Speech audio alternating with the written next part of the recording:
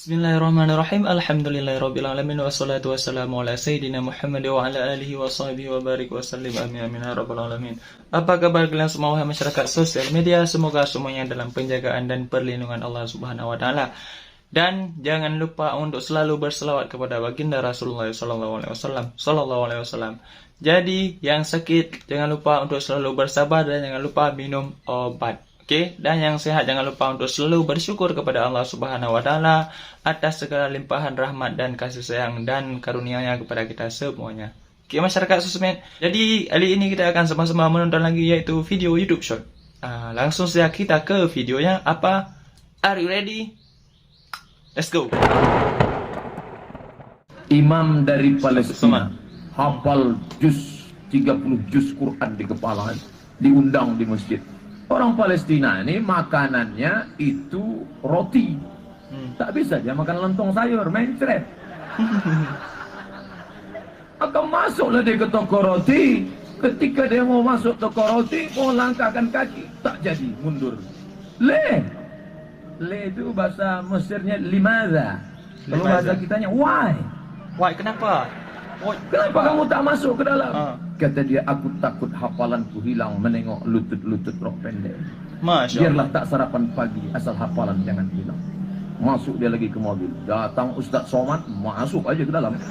Mau ambil roti, ambil bayar. Jamaah nanya, Ustaz nggak takut hafalannya hilang? Udah lama hilang.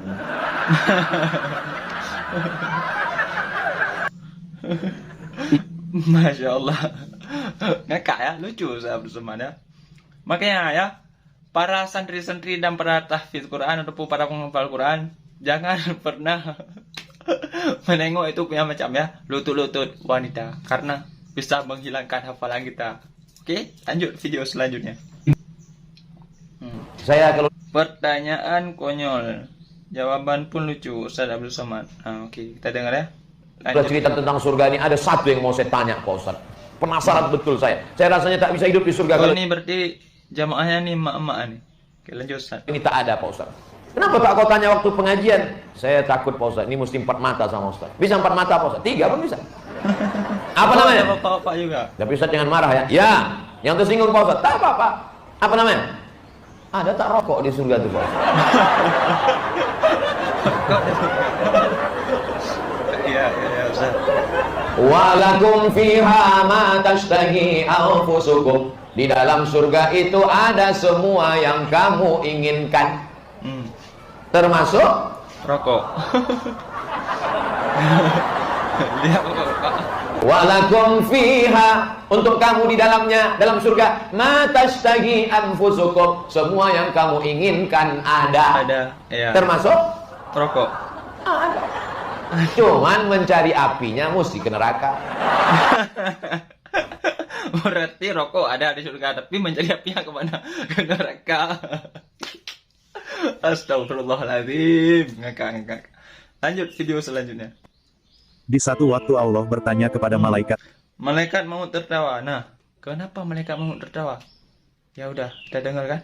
Oke, lanjut. Maut, apakah kamu pernah menangis ketika kamu mencabut nyawa anak cucu Adam? Aku pernah tertawa, menangis, terkejut, dan pernah juga kaget. Apa yang membuatmu tertawa? Ketika aku bersiap-siap untuk mencabut nyawa seseorang, aku melihatnya berkata kepada pembuat sepatu, buatlah sepatu sebaik mungkin supaya bisa dipakai selama setahun. Aku tertawa karena belum sempat orang tersebut memakai sepatu dia sudah kucabut nyawanya. Apa yang membuatmu menangis? Aku menangis ketika hendak mencabut nyawa seorang wanita hamil di tengah padang pasir yang tandus dan hendak melahirkan. Maka aku menunggunya sampai bayinya lahir di gurun tersebut. Lantas kucabut nyawa wanita itu sambil menangis karena mendengar tangisan bayi tersebut karena tidak ada seorang pun yang mengetahui hal itu. Lalu apa yang membuatmu terkejut dan kaget? Aku terkejut dan kaget saat hendak mencabut nyawa salah seorang ulama. Aku melihat cahaya terang benderang keluar dari kamarnya. Setiap kali aku mendekatinya, cahaya tersebut semakin menyilaukanku seolah ingin mengusirku. Kemudian kucabutlah nyawanya beserta cahaya tersebut. Aku tidak tahu ya Allah, sesungguhnya lelaki itu adalah bayi dari ibu yang kucabut nyawanya di tengah gurun pasir gersang itu. Akulah yang... Di satu waktu Allah bertanya. Berarti ini malaikat tertawa ketika mencabut nyawa seorang ulama ya. Berarti senang lah ya, senang hati ustadz ketika senang hati malaikat ketika mencabut nyawa seorang ulama. Ulama itu adalah orang yang berilmu pengetahuan ataupun yang banyak ilmu dan menyampaikan ilmunya kepada umat-umat. Itulah ulama. Oke, masyarakat sosial media, tanda kutip ilmu agama. Ya masyarakat sosmed, lanjut video selanjutnya. Menurut satu riwayat, Saat Abu Nawas membuat Imam Syafi'i menangis. Nah, Abu Nawas membuat Imam Syafi'i menangis. Yuk, kita dengarkan dulu lah bagaimana ceritanya. ketika Abu Nawas meninggal dunia, Imam Syafi'i tidak mau mensolati jenazahnya. Namun ketika jasad Abu Nawas hendak dimandikan, di kantong baju Abu Nawas ditemukan secari kertas bertuliskan syair berikut. Syair berarti ya. Berarti masa Abu Nawas berarti itu masa Imam Syafi'i ya. Saya baru tahu nih wahai masyarakat Semen. Kalau Abu Nawas itu hidup di masa Imam Syafi'i. Imam yang kita ikuti sekarang, imam mazhab yang kita ikuti sekarang ialah Imam Syafi'i. Ya kan? Lanjut. Wahai Tuhanku, dosa-dosaku terlalu besar dan banyak. Tapi aku tahu bahwa ampunanmu lebih besar. Jika hanya orang baik yang boleh berharap kepadamu, kepada siapa pelaku maksiat akan berlindung dan memohon ampunan. Aku berdoa kepadamu seperti yang kau perintahkan, dengan segala kerendahan dan kehinaanku. Jika kau tampik tanganku, lantas siapa yang memiliki kasih sayang? Hanya harapan yang ada padaku ketika aku berhubungan denganmu, dan aku pasrah setelah ini. Setelah membaca syair tersebut, Imam Syafi'i menangis sejadi-jadinya di alam mensolati jenazah Abu. Menurut satu Berarti itulah ya. Itulah yang didapatkan oleh Imam Syafi'i di kantongnya Abu Nawas, yaitu sebuah syair. Dan ketahuilah para masyarakat sosial media, Abu Nawas adalah pensyair terbaik. Mantap. Dan Abu Nawas adalah orang yang banyak sekali akalnya. Dan kalau kita dengar-dengar kisahnya, gokil-gokil dan lucu-lucu. Tapi logika main. Logika kita main dan masuk akal apa yang diperbuatkan Abu Nawas. Semoga Allah mempertempatkan Abu Nawas di surganya. Amin ya rabbal alamin. Dan juga kita dan juga semuanya ditempatkan di surganya Allah. Amin ya rabbal alamin. Lanjut video selanjutnya. Pedang Zulfikar dipercaya sebagai Inilah pedang Zulfikar yang digunakan Ali bin Abi Thalib. Oh ya ya. Ini gambarannya ya. Oke, lanjut. senjata paling kuat yang dimiliki oleh Nabi Muhammad. Dalam sejarah Islam, pedang ini memang paling dikenal dibanding senjata lain yang digunakan pada masa itu. Bentuk pedang Zulfikar dikenal dalam beragam versi, tetapi yang paling populer dipercayai berbentuk melengkung dan berujung ganda. Pedang Zulfikar berkekuatan sama dengan 1000 tentara, dan pada akhirnya diwariskan kepada Ali bin Abi Thalib. Nama pedang Zulfikar sendiri berasal dari kata fikar, yang berarti pembedaan atau pembagian. Selain digunakan dalam perang Uhud, pedang Zulfikar juga diandalkan Ali bin Abi Thalib saat perang Parit, yang merupakan upaya pengepungan terkenal di kota Madinah. Sejak itu, pedang Zulfikar selalu dibawa oleh Ali bin Abi Thalib dalam berbagai pertempuran.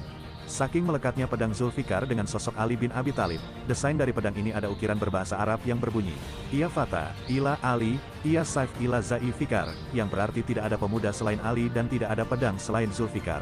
Namun, saat ini pedang Zulfikar yang asli tidak diketahui keberadaannya. Ya. Pedang Zulfikar Beginilah ya kisah dari pedang Zulfikar.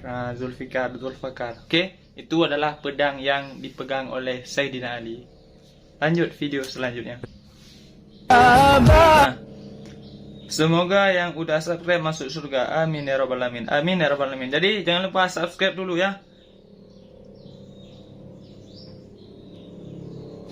Video joget-joget dilihat. Giliran selawat Nabi di skip. Ya udah kita lihat dulu ya. Jangan kita tengok yang joget-joget aja. Ini yang terbaik. Ini yang menjadi amalan nanti kita di akhirat, ataupun ini yang menjadi penolong kita di akhirat nanti, di akhirat kelak. Oke, lanjut kita nonton bersama-sama. Nonton dulu 300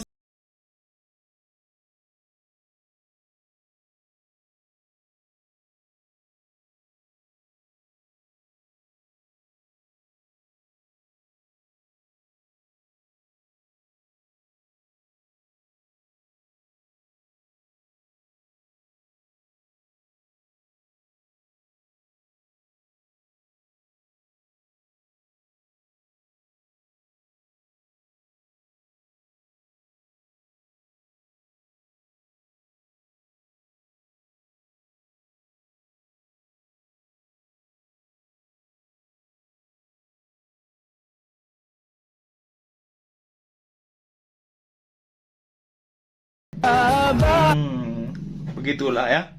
Jadi sering-seringlah berselawat kepada baginda Rasulullah. Semoga saja kita semua nanti dibantu oleh Rasulullah dan diberi pertolongan dengan syafaat beliau. Amin ya rabbal alamin. Lanjut video selanjutnya.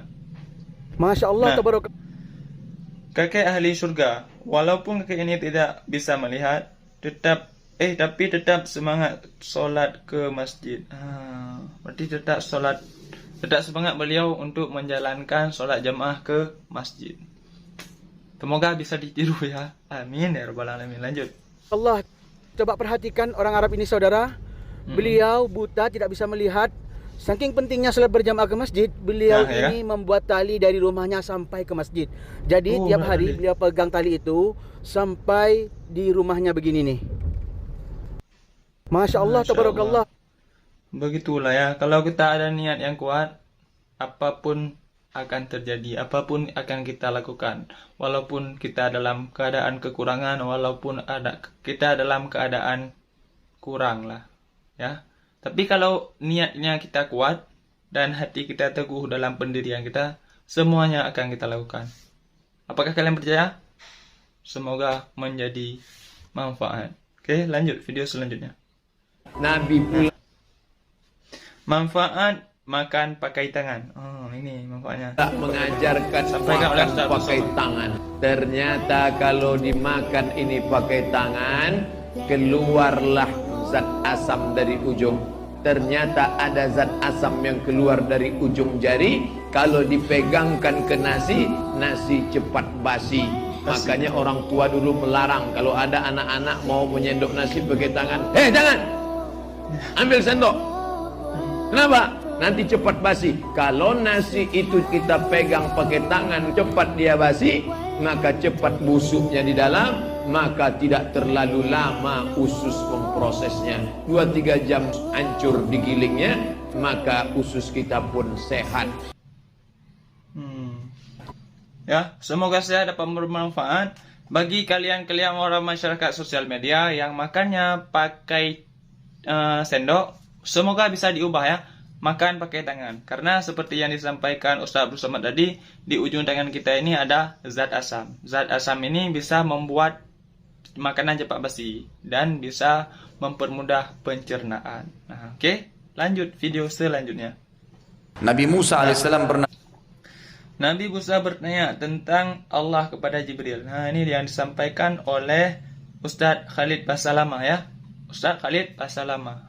Oke, lanjut. Bertanya kepada Jibril, wahai Jibril, tanyakan kepada Allah, apakah Allah itu mengantuk? Jibril datang mengatakan kepada Musa, Tuhanmu memberikan salam, hai Musa. Kau diperintahkan agar memegang segelas air. Jangan kamu pindahkan dari tanganmu sampai Tuhanmu memerintahkan. Musa pegang dari pagi gelas itu. Tunggu apa nih perintah Allah sampai malam. Setelah Nabi Musa alaihissalam mengantuk karena malam, tidur sedikit, tertidur sebentar, ngantuk, jatuh gelasnya, tumpah semua airnya. Maka Jibril datang pada saat itu mengatakan, wahai Musa, Tuhanmu memberikan salam kepadamu dan berkata, kalau dia ngantuk sesaat saja, maka alam semesta seperti air yang ada di gelasmu. Makanya Allah katakan dalam Al-Quran di ayat kursi surah Al-Baqarah, la ta'khudhuhu sinatun wala naum. Allah nggak pernah ngantuk, apalagi tidur. Zat yang maha sempurna, gitu kan. Nabi Musa. Ya. Terima kasih Ustaz Khalid Basalamah telah menyampaikan ceramah dan dakwahnya ya. Ya, begitulah ya. Ibarat katanya ketika Nabi Musa bertanya ke malaikat Jibril. Nah, jadi kayak gitulah jawaban yang diberi oleh malaikat Jibril. Nah, itu dari perintah Allah Subhanahu wa taala. Disuruh pegang oleh Nabi Musa, disuruh pegang sama malaikat Jibril kepada Nabi Musa segelas air putih, lalu dia pegang sehari semalam sampai dia tertidur. Ketika dia tertidur, gelas pun jatuh. Nah, waktu kita pikir, jikalau Allah Subhanahu wa taala tertidur, maka kita semua akan binasa, akan tidak teratur seperti sekarang ini. Ya, jadi yakinlah yang bahwa Allah Ta'ala tidak ngantuk, tidak tidur, tidak sama seperti makhluk yang diciptakan. Oke, masyarakat sosial media. Jadi mungkin segitu saja kita akhiri video kali ini. Saya mohon maaf atas kesalahan dan percakapan ataupun kata-kata saya yang keliru, mohon dikoreksi di kolom komentar di bawah. Kita sama-sama belajar di sana, kita sama-sama berinteraksi di sana, dan kita sama-sama belajar di sini. Oke, masyarakat sosial media, dan jangan lupa bantu support juga channel ini dengan cara like, subscribe, dan nyalakan lonceng notifikasinya agar tidak ketinggalan video yang terbaru yang saya upload di channel ini. Oke, jadi saya undur diri dari hadapan kalian semua, wahai masyarakat sosial media. Wassalam. Bye-bye.